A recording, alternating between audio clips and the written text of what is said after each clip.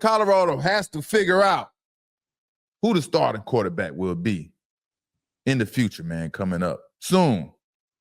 Ryan Staub wasn't quite efficient enough to be the main guy. Mm-hmm. Unless he finds out there isn't a better option at quarterback, then he has to stick with Ryan Staub. We're not sure that we can have us kick. Right. No, you don't have to be polite with me. You don't have to sugarcoat it. I come from a mama who kept it a buck with me, so let's keep it a buck. We can have us kick. We're not successful on either side of the ball as we would wish to be. Ryan Staub finished the game 19 of 35, 204 yards with 2 touchdowns and 2 interceptions. And we know Colorado lost this game to Houston, 20-33. A lot of these yards and touchdowns came at the garbage time of the game, when it doesn't really mean you're trying to, Colorado trying to come back and get into the game. Colorado defense gave up a whopping 400 yards, over 400 yards in total offense. And Houston Cougars offense and offensive attack was pretty much a balanced attack with over 200 yards passing and 200 yards rushing. Didn't look good tonight. Didn't look good. Started off bad. And you said Houston got over 400 yards in total offense. That was the first time getting that many yards in over 21 games. So they had like a breakout game against that defense. Yeah.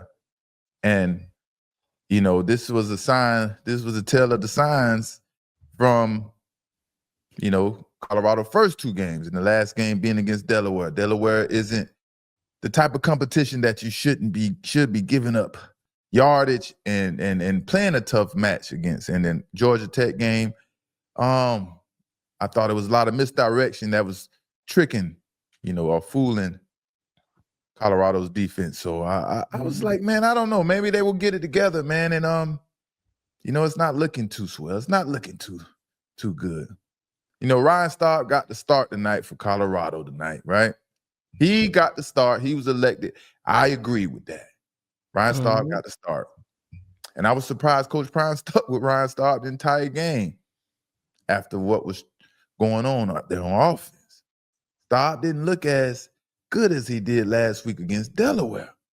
Obviously, the competition is 2 different levels of competition, but he didn't look as good, confident, and so on and so forth. And it's a difference between starting a football game and coming in emergency situations as backup.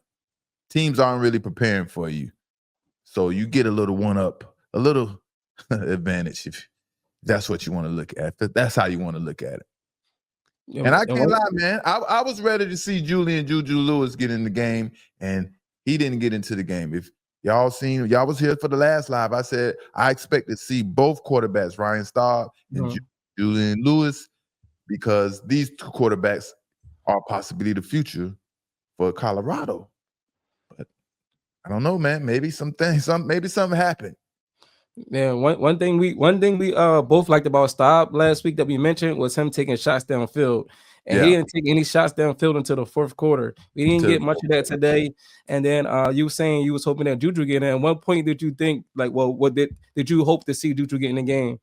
Man, I was thinking, like, after the first 3 to 4 series when Colorado was going 3 and out. They couldn't really, the first drive, Colorado had the ball for about 5 minutes. Time of possession was about 5 minutes. So that was pretty good, even though they didn't get any touchdowns or they, didn't get a field goal or anything like that.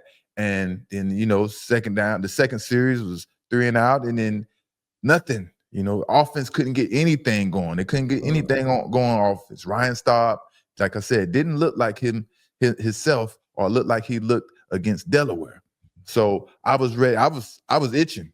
I was like, okay, this is time for Julian Lewis to get in the game and redeem himself and show what he can do. But that never happened. At the same time, that's a good sign for the quarterback as well. It's like, okay, Coach Prime shows his quarterback that he will stick with the guy, whether he's doing good or bad, and give him the chance to redeem himself and gain that confidence. But I was ready to see Julian JuJu Lewis. And that brings another good point because, Pat Schumer gets most of the blame on offense, but that wasn't the case tonight. Ryan Staub just wasn't making good, accurate throws against Houston tonight. Accuracy was a big issue for Ryan Staub in this game. And if y'all didn't notice, at one point against Houston during the 2-minute drill, I saw Ryan Staub lose a little confidence in his throws and him throwing the ball against Houston defense. And then he started looking for the run before the offensive plays could even had a chance to develop. And when you see things like that happen to your players, you know, you have to adjust. But at the same time, you know, Ryan Staub was still effective with his legs and got in the 2-minute, he led Colorado to a touchdown. But at the same time, I'm looking. It's different ways you have to evaluate your players. You have to know your players. And once they start losing confidence, that is a big issue for defense, offense, or whatever teams that is going on out there, man. Yeah, the 2-minute drill. 2-minute drill. Even though they got 2 points, it was very ugly. That 2-minute drill was ugly, man. Ugly. I feel like that Colorado could have did a better job of establishing a run. The 2 best drives that Colorado did have, they ran the ball well. But for your running backs to have 12 total carries the whole game, that's not good. That's not good. But when you're playing from behind and you feel like you're in chase mode the whole game, it kind of forces you psychologically that you think you have to continue to pass and continue to pass. And it's a good thing you bring up this the run. You know, Colorado should have tried to get a run game going, right? What I don't like about today's game, man, everything is done from the shotgun. They want to run quarterback sneaks from the shotgun, run plays from the shotgun, line up in regular pro formation and run the ball, man. Run different, run plays from the pro set. Let your team understand that we can be physical, because the offensive line, don't get it twisted. Offensive line would rather run plays than pass plays, because that gives the offensive line a chance to be physical, tee off. They can come off the ball and tee off on the defensive lineman. Whereas offensive linemen, when it's a pass play, they have to sit back and do the catch and the technique. Whereas, the defensive line is streaming down at their throat. So, it was getting behind. Man, I don't like that about. I don't like how these new generation offensive coordinators come in and think that this is the new way and this is how it's supposed to be done. You have to start with the basics. I'm training kids these days, and I'm training one of my good friends, my nephew, and I had to instill the drop back pass to him, because he didn't understand what I was trying to teach him or make him understand and learn the basics. As soon as he started quarterbacking, they teaching him to catch the balls from the shotgun. And it's like anything you do in life, you have to learn the basics first.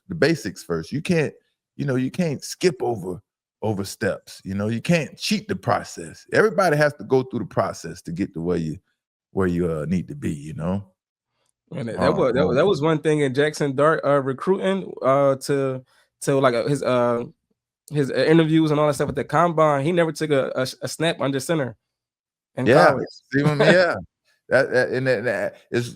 There will be so many quarterbacks that continue to come up and go into the college ranks and to the NFL ranks that never took a snap under the center. You know what I mean? Only maybe, like you say, emergency quarterback situations and things like that. That is just ridiculous to me. And that's just, people want to come and reinvent the wheel and think they're teaching new things. And, I hate to see it because I, if y'all know me and understand, y'all rock with me, you understand I'm a technique guy. There's a technique in everything you want to do, find that technique and, learn the fundamentals. But another thing from Colorado that I noticed this season so far in these 3 games they played against Georgia Tech, Delaware, and now the Houston Cougars is that Colorado needs to start fast, man. They do not start fast. They are not a fast starting team, and that's one part about football. You teach that. Jump on them fast.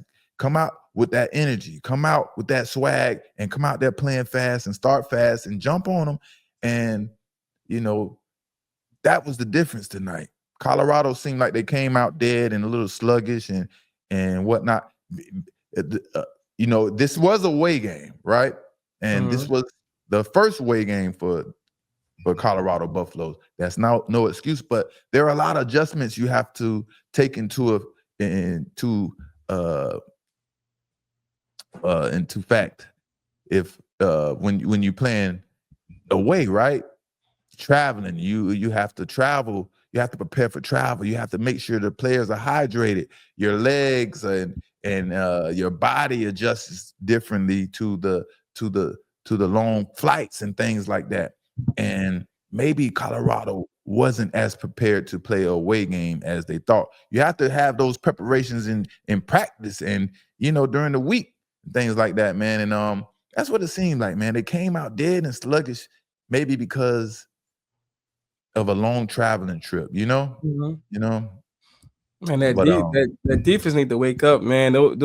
Colorado going 3 and out, then the defense be on the field for a long time. You gotta switch that time of possession because Colorado only had the ball for 23 minutes the entire game. Yeah, that's awful, man. And we're talking about defense, and here is the basis on defense, right? And if Colorado doesn't get some big time recruits up front on defense, it will be hard for them to dominate in the Big 12 like Coach Prime wants to do, right? It's hard for them to even compete with what they have in the run game, right? They need those recruits to be able to get that leverage, win the initial point of contact at the line of scrimmage. You need those players that can dominate and do those things. Right now, they have a bunch of average looking players right now. I'm not going to say they're average. I'm going to say they're average looking. They're average looking out there right now. There is no push at line of scrimmage. What is big number 94?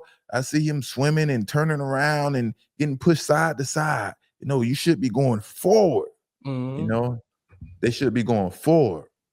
Right. And right now that defense isn't stopping the run pretty much at all. If anything, consistently, because in the second half and the second quarter, everything, the momentum started to change, and defense started playing good, as well as the offense started putting some plays together.